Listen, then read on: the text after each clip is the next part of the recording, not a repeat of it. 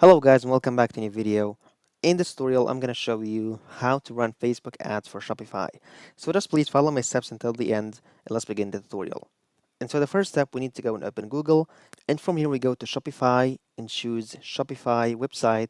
And we just need to log into our account. And then from here, as you can see, we have multiple options on the left side, such as home, orders, and so on. But what we're going to do over here exactly is going to click on apps, and here we must click on all recommended apps and then just go down a little bit to Shopify App Store.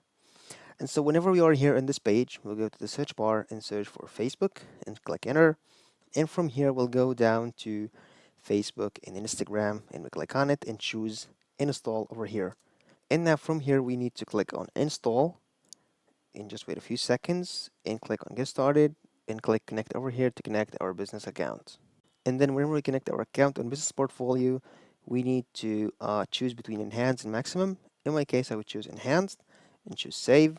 And now go down to connect your pixel. And from here, terms and conditions, choose I agree and click on submit for review and wait a few seconds until finalizing the channel setup.